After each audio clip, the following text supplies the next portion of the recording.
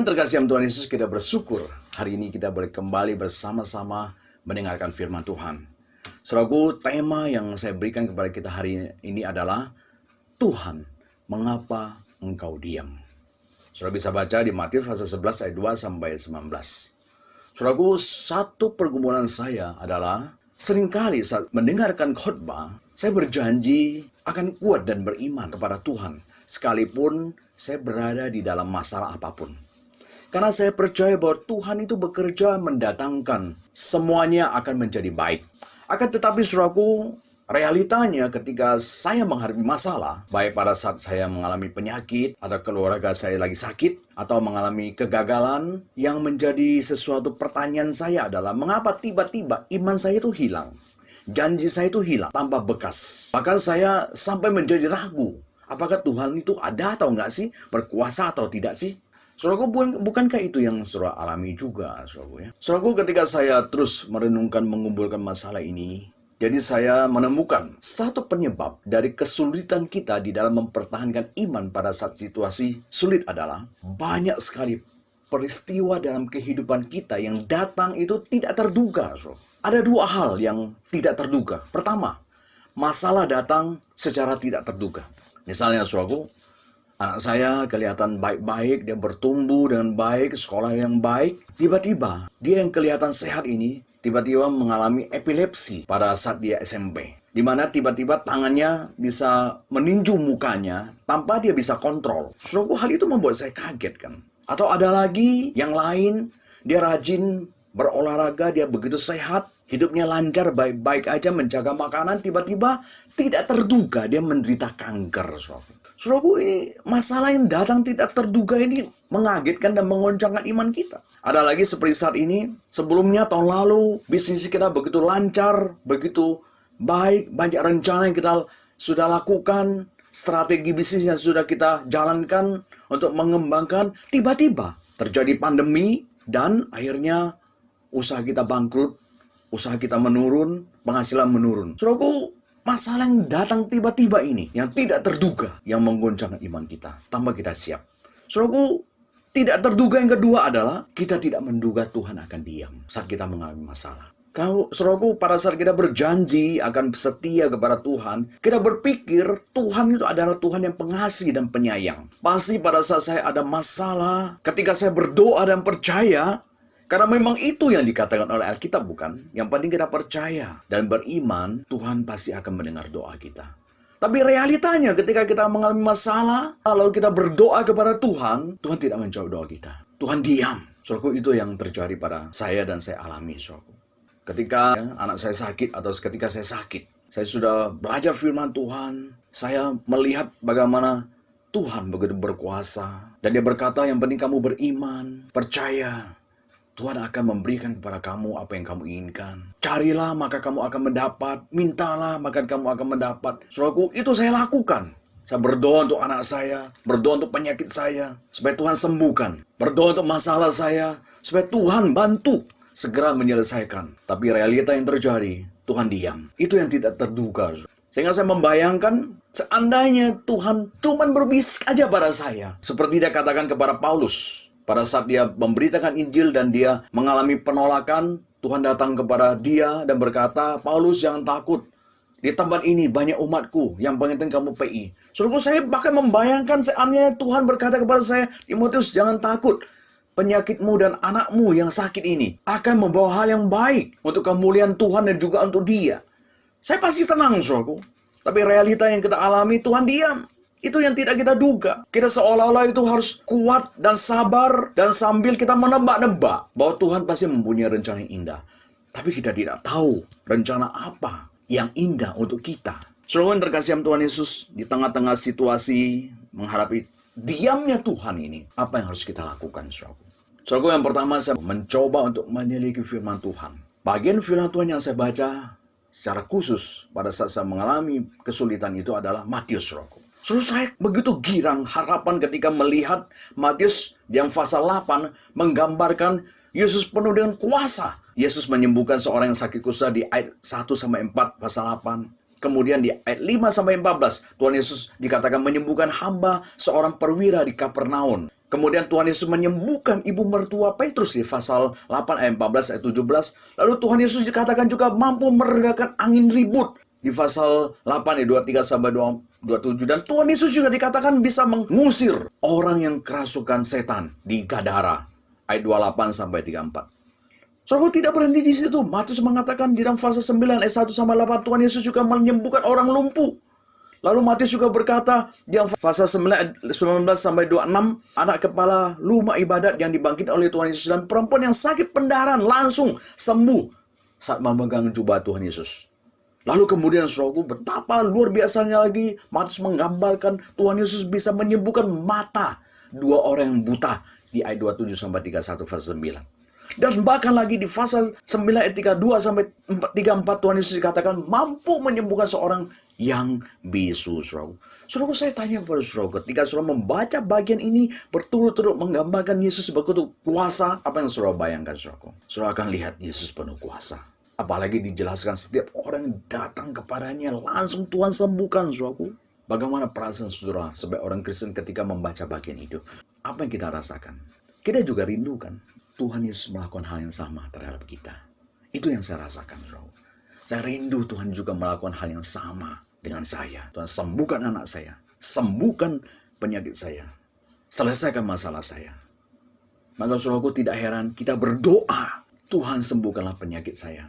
Tuhan tolonglah saya lagi bangkrut ini. Tuhan tolonglah saya lagi tidak ada pekerjaan ini. Lagi ada masalah keluarga ini.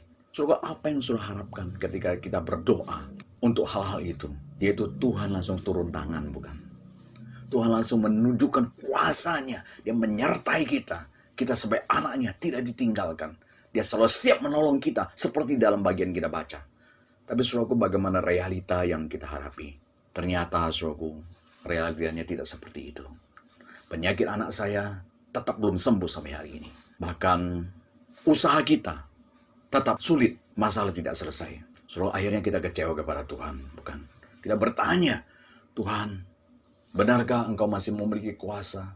Atau kuasamu hanya pada saat dulu? Sekarang tidak lagi. Kalau Yesus Engkau masih berkuasa, mengapa Engkau tidak merubah keadaan saya? Karena anak saya masih sakit. Situasi saya masih seperti ini. Saudaraku, pada saat saya berada di puncak kekecewaan pada Tuhan Yesus. Karena yang digambarkan oleh Matius tidak saya langsung alami. Matius ternyata menyadari ada kesalahpahaman yang akan ditimbulkan ketika kita membaca bagian pasal 8 ayat 9 ini terus tentang kuasa Tuhan Yesus. Maka akhirnya menarik sekali, Matius menyelipkan sesuatu untuk kita renungkan dan kita pikirkan. Apa yang dilakukan oleh Matius? Yaitu saudaraku di dalam pasal 11, dia langsung menyelipkan cerita tentang Yohanes Pembaptis. Yang memiliki perasaan yang sama juga dengan kita. Pada awalnya saat Yohanes di sungai Yordan, Yohanes Pembaptis begitu yakin dan berkata, inilah Yesus yang adalah Mesias. Tetapi secara tidak terduga, dia tiba-tiba masuk penjara. Dan dia di penjara bukan karena dosanya, tapi karena dia menegur Herodes yang mengambil istri daripada saudaranya. Tidak ada salah, kan? Biasa orang masuk penjara kan karena berbuat jahat. Tapi Yohanes Pembaptis tiba-tiba tidak terduga masuk penjara oleh karena dia berbuat baik. Menegur dosa. Bukankah itu hal yang baik? Dia membela kebenaran. Dan dia berharap Tuhan Yesus juga akan menolong, kan? Lalu kemudian saudaraku, dia mengalami hal yang kedua yang tidak dia duga, yaitu ya, Tuhan Yesus diam, saudaraku. Padahal dikatakan di sana, Yohanes di penjara dia mendengar Yesus bisa melakukan banyak mukjizat. Dia bisa menyembuhkan, dia bisa membangkitkan orang mati. Penuh kuasa. Dan dia berharap Yesus akan segera menolong dia ketika mendengar dia masuk penjara. Tapi secara tidak terduga Yesus diam dan tidak berbuat apa-apa. Tuhan Yesus tidak membebaskan dia daripada penjara, padahal Tuhan Yesus bisa. Padahal yang dia tahu Tuhan tidak akan membiarkan ketidakadilan terjadi pada orang yang mengasihi dia. Dan Yohanes Pembaptis sudah tidak diragukan lagi, sangat mengasihi dia dan melayani Tuhan. Maka saudaraku, di dalam penjara, dia tidak menduga dia akan masuk penjara karena kebenaran. Dia tidak menduga Yesus akan diam, tidak menolong dia. Maka dia mulai ragu apakah Yesus adalah Mesias. Maka saudaraku, dia utus murid-muridnya bertanya langsung kepada Yesus, apakah engkau Mesias yang akan datang itu? Maka surau kita baca di Matius pasal 11 ayat 2-3 dikatakan, di dalam penjara Yohanes mendengar tentang pekerjaan Kristus, lalu menyuruh murid-muridnya bertanya kepadanya, engkaukah yang akan datang itu? Atau haruskah kami menanti orang lain? Dia aku, Yesus Mesias kah yang akan datang? Kalau betul-betul dia, kenapa dia tidak datang menolong saya? Padahal dia penuh kuasa. Saudaraku, yang mengagetkan adalah apa respon Yesus. Yesus tidak datang menolong Yohanes. Yesus hanya berkata kepada murid-muridnya untuk disampaikan kepada Yohanes, pergilah dan katakan kepada Yohanes apa yang kamu dengar dan kamu lihat. Orang buta melihat, orang lumpuh berjalan, orang kusta menjadi tahir, orang tuli mendengar, orang mati dibangkitkan, dan kepada orang miskin diberitakan kabar baik, dan berbahagia orang yang tidak menjadi kecewa dan menolak aku. Matius pasal 11, 4-6. Saudara, bayangin saudara, Tuhan Yesus saja cuma ngomong aja tentang kuasanya, tidak menolong Yohanes. Dia hanya ingin berkata kepada Yohanes, Yohanes, kamu cukup lihat dan dengar aja orang lain mengalami mujizat. Sedangkan kamu tetap di penjara ya. Saya tidak akan menolong kamu. Saudaraku, bakal perasaan pada Yohanes. Pasti Yohanes akan kecewa, saudara. Tetapi saudaraku, di sinilah kita lihat menariknya. Di tengah-tengah dia bicara tentang kuasa Yesus yang begitu besar. Dia selipkan cerita dengan Yohanes. Lihatlah, Matius berkata, sekalipun Tuhan Yesus bisa melakukan mujizat kepada orang lain, tapi bukan berarti kita akan mengalami mujizat seperti orang lain. Lihatlah, Matius berkata, Yesus yang saya gambarkan mempunyai kuasa mengundang mujizat, tapi dia tidak menolong Yohanes Pembaptis agar dibebaskan daripada penjara. Tapi, saudaraku, daripada saat Tuhan Yesus tidak menolong Yohanes Pembaptis, apakah berarti di mata Tuhan Yesus Yohanes tidak berharga? Tidak, saudaraku. Yohanes sangat berharga sekali di mata Tuhan. Maka dia berkata kepada murid-muridnya tentang Yohanes. Di Matius pasal 11 ayat 11. Tuhan Yesus berkata, aku berkata kepadamu, sesungguhnya di antara mereka yang dilahirkan oleh perempuan tidak pernah tampil seorang yang lebih besar daripada Yohanes Pembaptis. Maka di sini saya belajar satu hal. Jangan menilai Tuhan berdasarkan pengalaman, tetapi berdasarkan kebenaran. Bukan berarti kita ketika dalam pengalaman Tuhan tidak mendengar doa kita, Tuhan diam, berarti Tuhan tidak mengasihi kita. Bukan. Tuhan punya maksud dan rencana yang indah. Maka saudaraku, coba kita bayangkan. Bagaimana kalau Yohanes kecewa sama Tuhan Yesus? Bisa kan dia kecewa? Bisa. Yohanes akan merasa Tuhan Yesus tidak peduli lagi padanya. Kenapa orang lain Yesus tolong? Setiap orang datang pada dia, Tuhan tolong. Tapi dia kok tidak tolong. Berarti Tuhan tidak peduli lagi pada saya dong. Pasti Yohanes akan kecewa sebagai manusia. Maka Tuhan Yesus ingatkan kan, kamu jangan kecewa. Kalau Yohanes kecewa, apa yang terjadi, saudaraku? Yohanes akan kehilangan tempat di mata Tuhan. Padahal Yohanes di mata Tuhan sangat berharga kan. Nah, saudaraku, di sini kita belajar. Tuhan tidak menolong kita bukan berarti kita tidak berharga. Sekalipun Tuhan tidak menyembuhkan dan memulihkan ekonomi kita hari ini, saat ini juga, bukan berarti dia tidak mengasihi kita. Dia tetap mengasihi kita dan peduli pada kita. Maka saudaraku, jangan menilai Tuhan berdasarkan pengalaman, tapi berdasarkan kebenaran. Lalu saudara tanya, kebenaran apa yang bisa menjadi dasar kita untuk tetap menilai Tuhan baik dan tidak kecewa kepada Tuhan? Saudara, ada 3 kebenaran yang bisa kita pakai agar kita tidak kecewa kepada Tuhan saat kita merasa Tuhan diam. Pertama, saudaraku, sekalipun Tuhan diam, percayalah Allah tetap mengasihi kita, saudaraku. Saudaraku, memang kesembuhan dari penyakit dan pemulihan ekonomi adalah hal yang baik. Tetapi jika kesakitan akan menghasilkan hal yang lebih baik lagi, pasti Tuhan akan izinkan kita mengalami kesakitan dan kesusahan, saudara. Saudaraku, saya tiba-tiba ingat, Yesus rela memberikan nyawanya untuk kita, bukan? Apa susahnya dia menyembuhkan penyakit anak saya? Dan kesulitan yang saya alami, apa susahnya dia selesaikan? Tapi ternyata apa? Tuhan Yesus tidak menyembuhkan anak saya langsung. Berarti, saudaraku, penyakit yang dialaminya di tangan Tuhan akan membawa hal yang baik. Saudara, jika ada hal yang baik dari penyakit yang akan dialami oleh anak saya, maka dia pasti mengizinkannya terjadi. Sama seperti seorang ayah tidak akan mengizinkan anaknya itu dibedah jika dia tahu bahwa pembedahan itu akan mencelakai anaknya.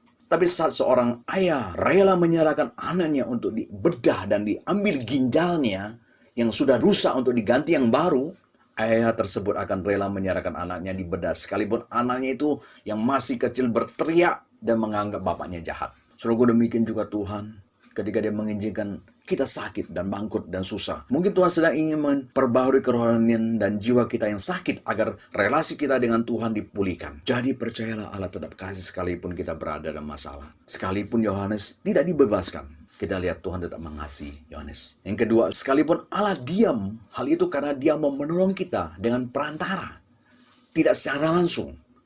Jadi mintalah pertolongan Tuhan untuk menemukan jalan keluar dari masalah kita. Saudaraku, saat saya membaca Tuhan Yesus memberi makan 5.000 orang, saya bertanya, mengapa Dia tidak terus saja memberikan makan kepada orang Israel pada saat itu, agar mereka tidak kelaparan, kan? Tapi ternyata, saudaraku, Dia menolak memberikan makan kepada mereka. Karena pada saat orang-orang itu datang kepada Dia, Dia langsung mengatakan, kamu datang kepada saya jangan karena cari makan ya. Kenapa, saudaraku? Dia tidak memberikan makan saja, agar mereka tidak kelaparan. Karena memang, saudaraku, masalah kebutuhan makanan, Tuhan ingin kita mendapatkan melalui pekerjaan. Karena Tuhan sudah menyediakan makanan, kan? Manusia disuruh bekerja. Maka manusia harus bekerja untuk mendapatkan makanan. Jadi Tuhan tidak perlu mendatangkan makanan dari surga. Walaupun Dia bisa, kan? Nah, saudara, disinilah menyadarkan saya yang ingin menuntut Tuhan langsung menyembuhkan anak saya, langsung menyembuhkan penyakit saya, langsung menyelesaikan masalah saya. Ada saatnya Tuhan ingin memakainya perantara. Maka saudaraku, saya baru sadar, Tuhan sudah memberikan hikmat kepada manusia untuk menemukan obat. Karena Tuhan juga berkata, yang sakit butuh dokter, kan? Nah, disitulah saya harus meminta Tuhan memberikan kekuatan kepada saya untuk menemukan jalan keluar melalui jalan yang Tuhan sediakan. Kita lihat dalam dunia ini, saudaraku, karena keterbatasan manusia, banyak penyakit yang memang tidak bisa disembuhkan. Seperti kanker, nggak ada obatnya, kan? Kolesterol juga nggak ada obatnya. Diabetes nggak ada obatnya. Asam urat nggak ada obatnya. Parkinson juga nggak ada obatnya, kan? Tetapi, sekalipun tidak ada obat untuk menyembuhkan penyakit itu, tapi Tuhan memberikan manusia hikmat untuk menemukan obat sehingga bisa mengendalikan penyakit itu agar tidak tambah parah. Sehingga, saudaraku, kita minum obat kolesterol, diabetes, asam urat, Parkinson, ya tidak menyembuhkan, tapi dia bisa mencegah agar tidak lebih parah lagi. Memang satu realita penyakit epilepsi anak saya, itu memang tidak ada obatnya. Ya, tetapi akhirnya ketika saya berdoa, minta Tuhan buka jalan, Tuhan memberikan dokter yang tepat, memberikan obat yang tepat. Sehingga sekalipun obat yang diminum tidak menyembuhkan, tapi bisa mencegah gejalanya. Nah, saudaraku yang terkasih Tuhan Yesus, inilah yang perlu kita sadari. Saat ini mungkin Anda mengalami masalah penyakit, ekonomi, dan masalah keluarga. Jangan lupa bertanya kepada Tuhan, agar Tuhan memberikan kepada kita jalan keluar dan kekuatan. Kenapa, saudaraku? Tuhan memberikan Roh Kudus, Roh penghibur, Roh penolong. Hanya Dia bisa menghibur kita. Dan hanya Dia bisa menolong kita mencari jalan keluar. Saudaraku, sehingga ketika saya mendapatkan jalan keluar, meminta hikmat dari Tuhan, Tuhan menyembuhkan penyakit saya tanpa terduga. Tuhan membuka jalan bagi saya, sehingga saya bisa disembuhkan dari penyakit saya tersebut. Dan anak saya juga, sekarang saya terus bergumul, bagaimana Tuhan juga menolong dia untuk menemukan jalan lebih baik lagi, sehingga dia bisa mendapatkan pertolongan lebih baik lagi. Jadi, saudaraku, Tuhan diam bukan berarti Tuhan tidak peduli kita. Dia ingin kita bergumul dan Dia ingin kita meminta tolong kepada Dia. Tuhan akan membuka jalan bagi kita. Yang ketiga, saudara, sekalipun Tuhan diam, bukan berarti Dia tidak mengasihi kita. Karena Dia ingin kita bergumul dengan Tuhan, bukan meminta bukti lagi akan keberadaan Tuhan. Saudara, mengapa Tuhan Yesus tidak menolong Yohanes Pembaptis? Bukankah kalau Tuhan Yesus menolong Yohanes Pembaptis, Yohanes akan tambah yakin, kan, bahwa Yesus adalah Mesias? Ternyata Tuhan Yesus tidak menolong. Kenapa, saudaraku? Karena Tuhan Yesus mengajarkan kepada Yohanes, orang seperti Yohanes yang adalah seorang nabi, tidak perlu lagi mencari bukti apakah Yesus adalah Mesias. Dia perlu percaya.